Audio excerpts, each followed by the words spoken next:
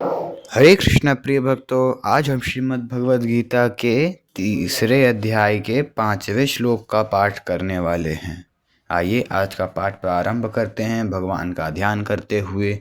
भगवान का ध्यान हम इन मंत्रों के द्वारा करेंगे। ओम श्री परमात्मने नमः। ओम पूर्णमतः पूर्णमिदं पूर्णात् पूर्णमुदच्यते पूर्णस्य पूर्णमादाय पूर्णमेवावशिष्यते। श्रीमद्भगवद्गीता। गजाननं भूतगणाधिसेवितं कपितजम्बूफलचारुभक्षणम् उमासुतं शोकविनाशकारकं नमामि विघ्नेश्वरपादकपङ्कजं। ध्यानाभ्यासवशीकृत्य मनसा तन्निर्गुणं निष्क्रियं ज्योतिः किञ्चन योगिनो यदि परं पश्यन्ति पश्यन्तु ते। अस्माकं तु तदेव लोचन चमत्काराय भूयाच्चिरं कलिन्दि पुलिनोदरे किमपि यन्निल्लं महोधावति। यावन्निरञ्जनमजं पुरुषं जरन्तं सञ्चिन्तयामि निखिलजगतीश्वरन्तं तावदबलात् स्फुरतिहन्त हृदन्तरे मे गोपस्य कोऽपि शिशुरञ्जपुञ्जमञ्जुः न विद्यां येषां शरणमपि षण्ण च गुणाः परित्यक्ता लोकैरपि वृजन्युक्ताः श्रुतिजडाः शरण्यं यं ते अपि प्रसिद्धगुणमाश्रित्य सुजना विमुक्तास्तं वन्दे यदुपतिमहं कृष्णममलजं। यस्य श्रीकरुणानिवस्य करुणालिशेन बालो ध्रुवः स्वेष्टं प्राप्य समाधाम समगाद्रङ्कोऽप्यविन्दच्छ्रियं याता मुक्तिमदामिलादिपतिताः शैलोऽपि पूज्यो भवत्तं श्रीमाधवमाश्रित्यष्टदमहं नित्यं शरण्यं भजे। वसुदेवसुतं देवं कंसचारुणमर्दनं देवकी परमानन्दं कृष्णं वन्दे जगद्गुरुं नारायणं नमस्कृत्य नरं चैव नरोत्तमं देवीं सरस्वतीं व्यासं ततो जयमुदीरयेत्। हरे कृष्ण कृष्ण कृष्ण हरे हरे, हरे राम राम हरे हरे। आज का श्लोक। न हि कश्चित् क्षणमपि जातु तिष्ठत्य कर्मकृत कार्यते हयवशः कर्म सर्वः प्रकृतिजैर्गुणः।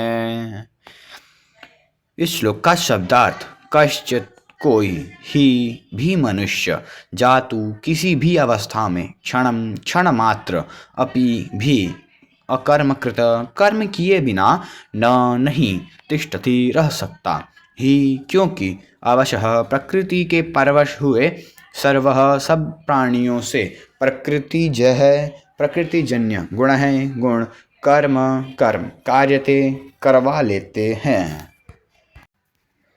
अर्थात निस्संदेह कोई भी मनुष्य किसी भी काल में क्षण मात्र भी बिना कर्म किए नहीं रहता, क्योंकि सारा मनुष्य समुदाय प्रकृतिजन्य गुणों द्वारा परवश हुआ कर्म करने के लिए बाध्य किया जाता है। इस श्लोक की व्याख्या।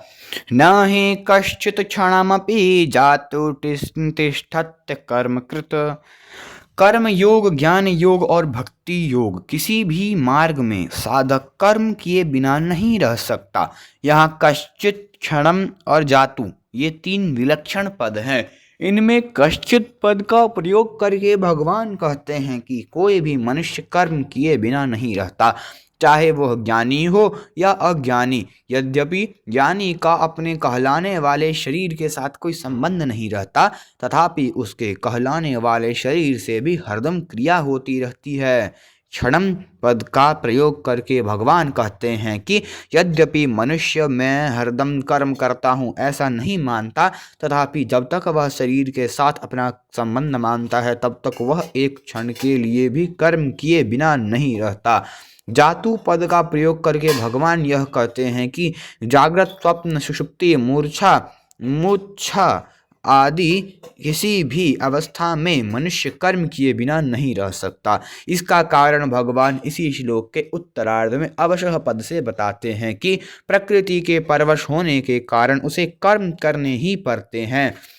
प्रकृति निरंतर परिवर्तनशील है। साधक को अपने लिए कुछ नहीं करना है। जो विहित कर्म सामने आ जाए उसे केवल दूसरों के हित की दृष्टि से कर देना है। परमात्मा प्राप्ति का उद्देश्य होने से साधक निषिद्ध कर्म तो कर ही नहीं सकता। बहुत से मनुष्य केवल स्थूल शरीर की क्रियाओं को कर्म मानते हैं, पर गीता मन की क्रियाओं को भी कर्म मानती है। गीता ने शारीरिक, वाचिक, मानसिक रूप की गई मात्र क्रियाओं को कर्म माना है। शरीर वांग मनोभिर्य कर्म प्रारभते नरः। जिन शारीरिक अथवा मानसिक क्रियाओं के साथ मनुष्य अपना संबंध मान लेता है वे ही सब क्रियाएं कर्म बंधन उसे बांधने वाली होती हैं, अन्य क्रियाएं नहीं।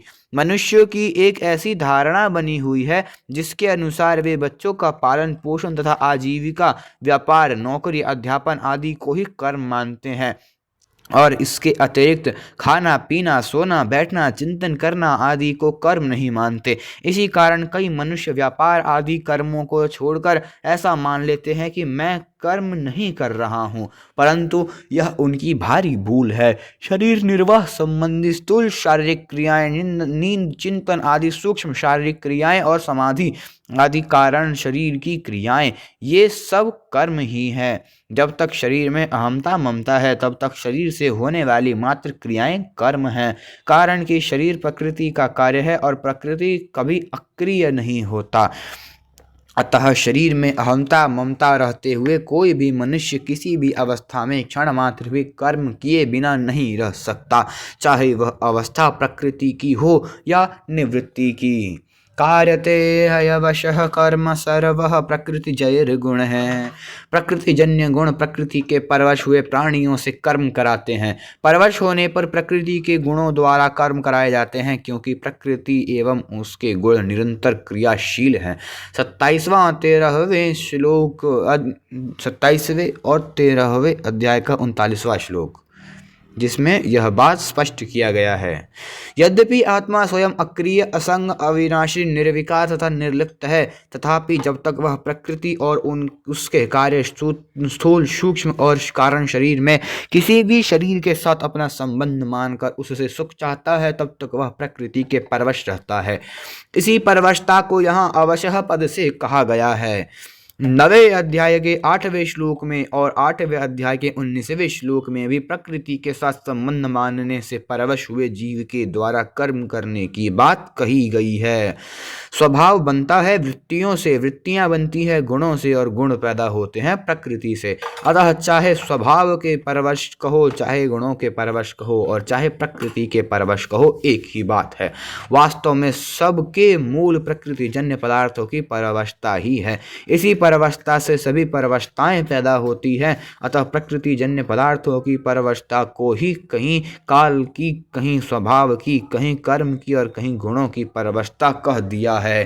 तात्पर्य यह है कि यह जीव जब तक प्रकृति और उसके गुणों से अतीत नहीं होता, परमात्मा की प्राप्ति नहीं कर लेता, तब तक यह गुण काल स्वभाव आदि के परवश ही रहता है। अर्थात यह जीव जब तक प्रकृति के साथ अपना संबंध मानता है, प्रकृति में स्थित रहता है, तब तक यह कभी गुणों के, कभी काल के, कभी भोग के और कभी स्वभाव के परवश होता रहता है, कहीं स्ववश नहीं रहता। इसके सिवाय यह परिस्थिति, व्यक्ति, स्त्री, पुत्र, धन, मकान आदि के भी परवश होता रहता है, परंतु जब यह गुणों से अतीत अपने स्वरूप का अथवा परमात्म तत्व का अनुभव कर लेता है, तो फिर इसकी यह परवशता नहीं रहती और यह सिद्ध स्वतंत्रता को प्राप्त हो जाता है।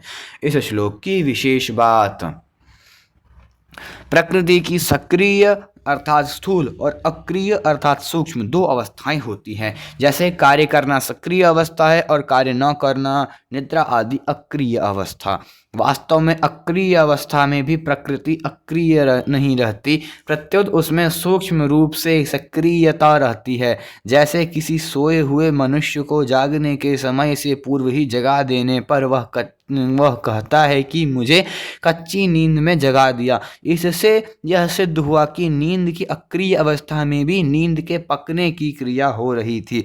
जब पूरी नींद लेने के बाद मनुष्य जागता है तब उपयुक्त बात नहीं कहता, क्योंकि नींद का पकना पूर्ण हो गया। इसी प्रकार समाधि, प्रलय, महाप्रलय आदि की अवस्था में भी सूक्ष्म रूप से क्रिया होती रहती है। वास्तव में देखा जाए तो प्रकृति की कभी अक्रिय अवस्था होती ही नहीं, क्योंकि वह प्रतिक्षण बदलने वाली है। स्वयं आत्मा ने कर्तापन नहीं है, परंतु प्रकृति के कार्य शरीर आदि के साथ अपना संबंध मानने से वह प्रकृति के परवश हो जाता है।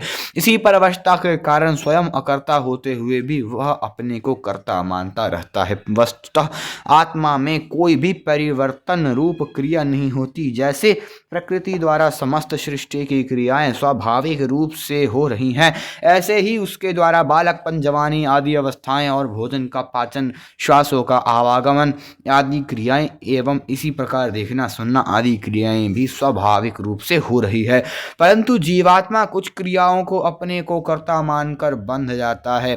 प्रकृति निरंतर परिवर्तनशील है, पर शुद्ध स्वरूप में कभी कोई परिवर्तन नहीं होता। वास्तव में प्राकृतिक पदार्थों की कोई स्वतंत्र सत्ता नहीं है। प्रत्येक क्षण बदलते हुए पुंज का नाम ही पदार्थ है। पदार्थों के साथ अपना संबंध मानने से कोई भी मनुष्य किसी भी अवस्था में क्षण मात्र भी कर्म किए बिना नहीं रह सकता। अगर साधक ऐसा वास्तविक अनुभव कर ले कि संपूर्ण क्रियाएं पदार्थों में ही हो रही है और पदार्थों के साथ मेरा किंचन मात्र भी संबंध नहीं है, तो वह परवशता से मुक्त हो सकता है। कर्मयोगी प्रतिक्षण परिवर्तनशील पदार्थों की कामना, ममता और आसक्ति का त्याग करके इस परवशता को मिटा देता है। भगवान ने इस श्लोक में जो बात कही है वही बात उन्होंने 18वें अध्याय के 11वें श्लोक में भी कही है कि प्रकृति से अपना संबंध मानते हुए कोई भी मनुष्य कर्मों का संपूर्णता से त्याग नहीं कर सकता। न ही देह वृत्ता शक्यम तक्तुम कर्माण्य शेषतः। इस श्लोक का परिशिष्ट भाव, क्रिया मात्र केवल प्रकृति में ही होती है, परंतु प्रकृति के साथ अपना तादात्म्य स्वीकार करने से मनुष्य प्रकृति जन्य गुणों के अधीन हो जाता है, अवशः तथा उसका क्रिया के साथ संबंध हो जाता है। इसीलिए प्रकृति के साथ अपना संबंध मानने वाला कोई भी मनुष्य जागृत, स्वप्न, सुषुप्ति, मूर्छा, असमाधि तथा सर्ग, महासर्ग, प्रलय, महाप्रलय आदि किसी भी अवस्था में क्षण मात्र भी कर्म किए बिना नहीं रह सकता। सुषुप्ति, मूर्छा तथा समाधि अवस्था में क्रिया कैसे होती है? मनुष्य सोता हो तो उसको बीच में ही जगा दे तो वह कहता है कि मेरे को कच्ची नींद में जगा दिया। इससे सिद्ध होता है कि सुषुप्ति के समय भी नींद के पकने की क्रिया हो रही थी। ऐसी ही मूर्छा और समाधि के समय भी क्रिया होती है। पातंजल योग दर्शन में इस क्रिया को परिणाम नाम से कहा गया है। परिणाम का अर्थ है परिवर्तन की धारा अर्थात बदलने का प्रवाह। तात्पर्य है कि समाधि के आरंभ से लेकर व्युत्थान होने तक क्रिया होती रहती है। अगर क्रिया न हो तो व्युत्थान हो ही नहीं सकता। समाधि के समय परिणाम होता है और समाधि के अंत में व्युत्थान होता है। प्रकृति की संपूर्ण अवस्थाओं से अतीत है। सहजावस्था अथवा सहज समाधि सहजावस्था स्वरूप की होती है, जिसमें किंचन मात्र भी कोई क्रिया नहीं है, क्रिया होनी संभव ही नहीं है। अतः सहजावस्था में परिणाम तथा व्युत्थान कभी होता ही नहीं, कारण कि क्रियाएं प्रकृति विभाग में ही हैं, स्वरूप विभाग में नहीं। कार्यते हवशः कर्म, कर्म करने में तो हम परतंत्र हैं, पर उनको राग द्वेष करने में अथवा न करने में हम स्वतंत्र हैं। आज का यह श्लोक संपूर्ण हुआ। अगला श्लोक, पीछे के श्लोक में यह कहा गया है कि कोई भी मनुष्य किसी भी अवस्था में क्षण मात्र भी कर्म किए बिना नहीं रहता। इस पर यह शंका हो सकती है कि मनुष्य इंद्रियों की क्रियाओं को हठपूर्वक रोक कर भी अपने को अक्रिय मान सकता है। इसका समाधान करने के लिए आगे का श्लोक कहते हैं, कर्मेन्द्रिय संयम्य न आस्ते मनसा स्मरन् इंद्रियार्थान् विमूढ़ात्मा मिथ्याचारः स उच्यते। हरे कृष्ण। अगर आपको आज का वीडियो पसंद आया तो वीडियो को लाइक करिए और चैनल को सब्सक्राइब करिए तथा अन्य भक्तों के साथ भी शेयर करिए। अगर आपने पिछले श्लोक की वीडियो नहीं देखी है तो डिस्क्रिप्शन बॉक्स में उनका लिंक है, आप वहां से देख सकते हैं। हरे कृष्ण, हरि बोल।